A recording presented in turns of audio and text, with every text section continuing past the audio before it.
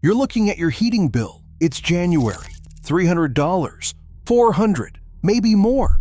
And somewhere outside your window in a pile by the curb sits the answer: wet leaves, yard waste, dead grass. The city truck came this morning and hauled it all away, just like last year and the year before. What if I told you that pile of rotting organic matter generates more sustained heat than a wood-burning stove, with zero fuel, zero flame, and zero electricity?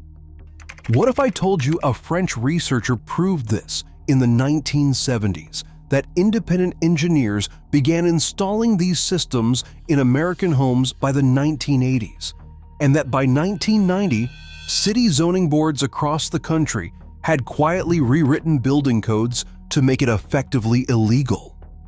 Not because it didn't work, because it worked too well, for too little money, and threatened an industry worth over $1 trillion. My name doesn't matter. What matters is what I found in a library archive in Lyon, France, and what an 84-year-old retired engineer showed me in his Vermont basement that completely changed how I think about heat, waste, and who decides what you're allowed to build on your own property. Stay with me, because what you're about to learn is going to make you furious, and then it's going to make you free. For most of my adult life, I accepted winter heating as a fixed cost, like taxes, like gravity. You pay it because you have to. Gas, oil, electric, it does not matter which poison you choose. The meter runs, the bill comes, you write the check. Then I met a man named Robert Chauvet. Robert is 84 years old, lives outside Burlington, Vermont, and has not paid a meaningful heating bill since 1987. His house is warm in January. His domestic hot water runs at 140 degrees Fahrenheit, 12 months a year. And the system that does it sits in a mound behind his garden shed, a pile of wood chips, straw, and food scraps roughly the size of a small car with a coiled copper pipe running through its center. The first time he showed it to me, I thought it was a joke. I put my hand near the steam rising off the surface and pulled it back immediately. It was genuinely hot, not compost pile warm, hot, the same temperature as a forced air heating system. Coming from a pile of decomposing organic matter in the middle of a Vermont winter with no electricity, no gas, no combustion of any kind. Robert smiled and said that Gene Payne figured this out before I was 40 years old. The only reason you have not heard of him is that the people who sell you heat made sure you would not. I drove home that night and started digging through everything I could find. What I found took me 18 months to fully understand. And it starts in the south of France, in a forest outside Toulon, with a man who was considered either a genius or a madman, depending on who you asked. Jean Payne was a French naturalist and inventor who spent his career studying the forest ecosystem of Provence. In the late 1960s, he became obsessed with a phenomenon that every farmer and gardener knows but almost nobody quantifies. Organic matter, as it decomposes, generates heat, not warmth. Heat, sustained, consistent, controllable heat. A large, well-constructed compost pile does not reach 70 or 80 degrees Fahrenheit. It reaches 130, 140, even 160 degrees Fahrenheit at its core. This is the thermophilic decomposition phase, the period when microbial colonies inside the pile are at maximum metabolic activity, consuming organic carbon and releasing thermal energy as a byproduct. It is, in biological terms, a slow combustion. No flame, no smoke, just microbes doing what microbes do, releasing the same energy that fire releases, but spread over months instead of minutes. Payne realized something the academic world had never acted on. If you coil water pipes through the center of a large, well-constructed decomposing mound, you can harvest that heat. You can transfer it into a home. You can run it through radiators, through a hot water heater, through radiant floor tubing. You can heat a building for an entire winter, possibly 2 winters, from a single mound of wood chips and organic material that would otherwise be hauled to a landfill. He spent the 1970s perfecting the method on his property near Villacroze. The numbers he documented were staggering. A mound composed of roughly 50 tons of shredded brushwood material would sustain internal temperatures of 130 to 160 degrees Fahrenheit for 12 to 18 months. With a properly sized coiled pipe circuit, he used roughly 300 feet of 3/4-inch hose running through the mound's core. He extracted enough heat to supply all the hot water needs of a small household continuously, plus supplemental space heating during the coldest months. He called it the Methode Payne. The world called it the Jean Payne method. In 1973, he published his findings. Engineers and alternative energy researchers across Europe took notice immediately. By the late 1970s, experimental installations were appearing in Switzerland, Germany, and the United Kingdom. By 1981, a small network of American homesteaders and off-grid engineers had begun adapting the method for North American climates. One of those engineers was a man named David Hamel, working out of a research cooperative in Montpelier, Vermont. Hamel's 1983 technical report, which I found after considerable effort in the University of Vermont's Special Collections Library, documented 12 residential-scale installations across New England, ranging from a single-family home in New Hampshire to a small dairy operation in central Maine. His results matched Payne's European data almost exactly. Mound cores sustained from 125 to 155 degrees Fahrenheit for 14 months on average. Domestic hot water needs were fully covered. Space heating contribution ranged between 40% and 70% of winter demand, depending on mound size and insulation of the distribution loop. Total material cost of each installation was under $400, most of it copper pipe. $400 one time, for heat that lasts over a year for material that would otherwise be garbage. Hamel submitted his report to the Department of Energy in early 1984, requesting a small research grant to scale the study to 50 installations. He never heard back. The grant was never acknowledged, let alone funded. Here is where the story stops being about science and starts being about money. Between 1983 and 1991, at least 11 states introduced or updated zoning and building code provisions that effectively prohibited closed-loop biological heating systems in residential construction. The language varied by state, but the mechanism was consistent. Any system that introduced organic decomposing material near habitable structures required licensing, permits, and environmental impact review processes, and those requirements made residential installation economically impossible. In plain language, you need a permit that costs more than your heating bill. It is issued by an office that takes 6 months to respond. It must be approved by a board that almost never grants such permits for residential applications. I obtained through a public records request the 1988 meeting minutes of the Zoning Revision Committee for the state of Massachusetts. I want to read you something from page 14 of those minutes. The committee received testimony from a representative of the New England Gas Association. The minutes record testimony that biological decomposition heating systems posed a significant risk of methane accumulation, ground contamination, and rodent infestation in residential zones, and they recommended classifying such systems under the same regulatory framework as commercial composting operations. There is no evidence in those minutes that the committee asked for a counterpoint. There is no record of any independent engineering review. There was no public comment period. The recommendation was adopted 6 weeks later. Now, Jean Payne's own installations produced methane, and he actually captured it and used it to run his truck. But a properly designed closed-loop residential heating system, the kind Hamel was documenting in Vermont, produces no significant methane accumulation because the loop is sealed. The water pipe absorbs the heat. The mound is not an open decomposing pit. It is a managed thermal system. The methane argument was, to anyone who understood the technology, nonsense. But it didn't need to be true. It just needed to be on the record. By 1992, the Jean Payne method had been effectively legislated out of American residential construction. Hamel moved on to other projects. The Vermont installations aged out without documentation. Robert Chauvet, who had built his system in 1987 just under the wire on agricultural zoned land, was grandfathered in under farm energy provisions that no longer applied to new builds.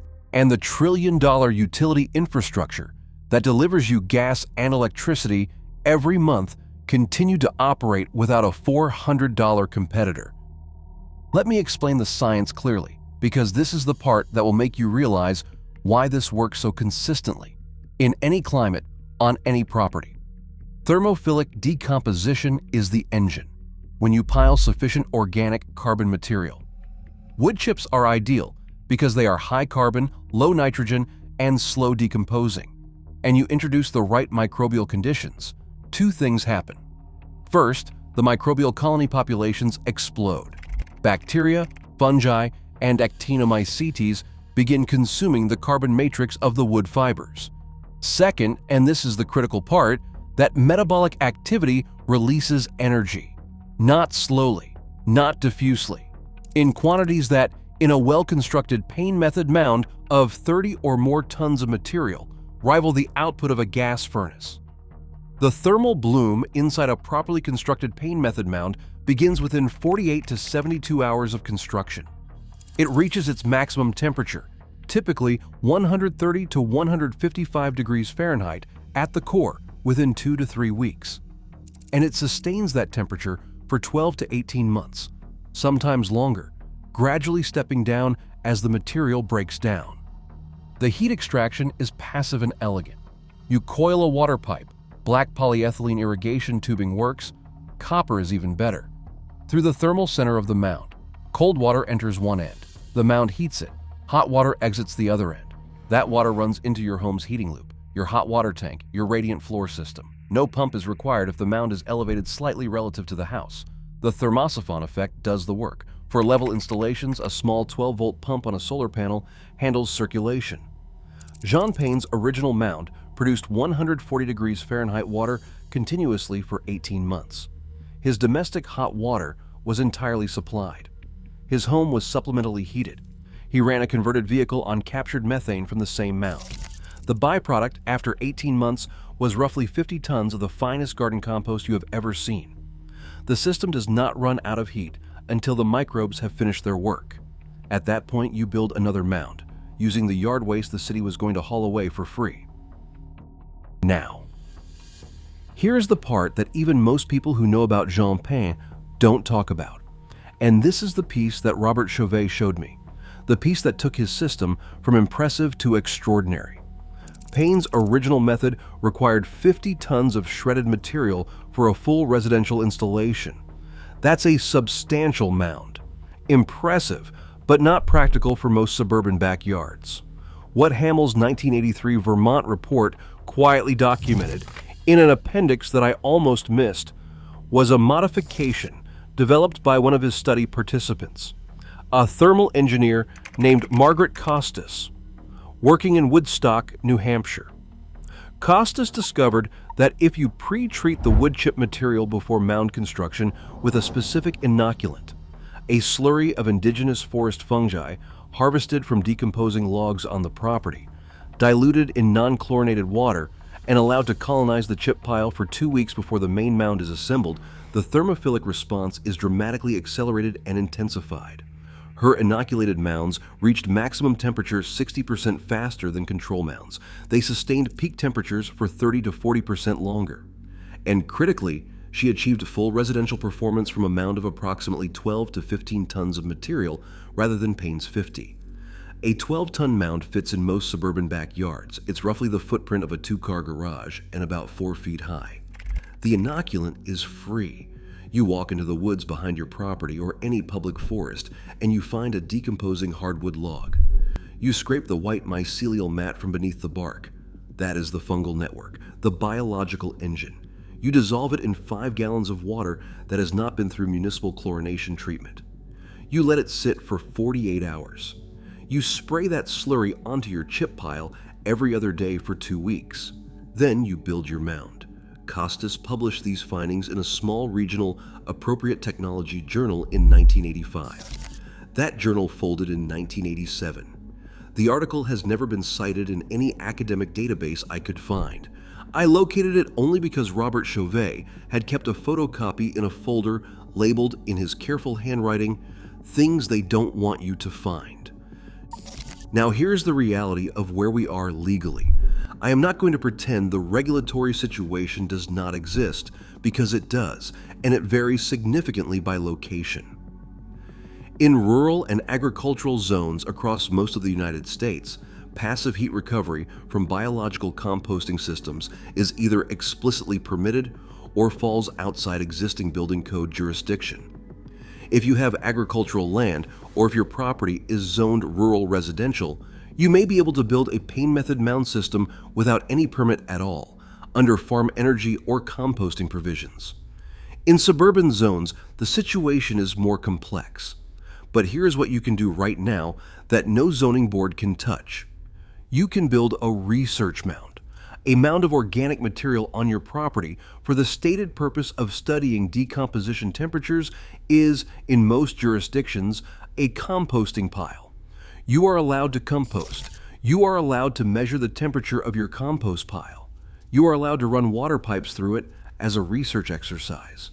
Document everything. Take temperature logs. Calculate heat output. Build the knowledge base. And when you have done that, when you have an 18-month temperature log showing 140 degrees Fahrenheit sustained output from a pile of yard waste, you will know exactly what to show the variance committee when you apply for the formal installation. Here is what you need to start. Everything on this list is available at any farm supply or irrigation store. Number 1, a source of wood chips. If you do not have your own, call every tree service in your area. They are often desperate to dump chips. Many will deliver a full truckload, 10 cubic yards, for free, just to avoid tipping fees. Start making calls. Number 2, black polyethylene irrigation tubing, 3/4 inch diameter, 200-foot roll. About $40 at any farm supply. This becomes your heat exchange loop. Number 3, 2 fittings to connect your tubing loop to a standard garden hose thread, so you can run it into a preheat tank inside your home. Number 4, a 5-gallon bucket, non-chlorinated well water or collected rainwater, and 20 minutes in the woods looking for decomposing hardwood. Total cash outlay, not counting the mound material, which is free, under $60. One time. The mound construction itself is a weekend project with 2 people. Layer your chips in roughly 18-inch lifts, coiling your pipe in a flat spiral at the thermal center, ideally in the middle third of the mound's height. Make the mound as large as your space allows. Bigger is always better for heat duration. Cover it loosely with a tarp for the first 2 weeks to retain moisture. Then remove the tarp and let it breathe. Within 3 days, you will be able to feel the heat coming off the surface with your hand from 6 inches away. Jean Pain died in 1981. He never saw his method suppressed. He never saw the zoning board minutes, the Utility Association testimony, the quiet burial of Hamel's Vermont report. He died believing that the world would eventually recognize what he had found in that Provençal forest, that heat is everywhere, that waste is a myth, that the energy to warm a home had been lying in every pile of autumn leaves for 10,000 years. Robert Chauvet has been warm every winter for 38 years, on a wood chip pile, behind a garden shed, in Vermont. The technology is not difficult, the science is not contested. The only thing standing between you and a heating bill of $0 is a zoning code written by people who had a financial interest in making sure you never learned what Jean Pain figured out 50 years ago. You are not crazy for feeling like something was taken from you. Something was. The question I want you to answer in the comments right now is this: what's your property situation? Rural, suburban, or urban? Because the next video I am making is a complete jurisdiction by jurisdiction guide to what you can legally build, where you can build it, and exactly how to document your installation so that it is protected under agricultural exemption law. Tell me where you are. I read every comment, and I am going to help you get warm for free. If you want to keep recovering the knowledge that was taken from ordinary people, one forgotten technique at a time, subscribe.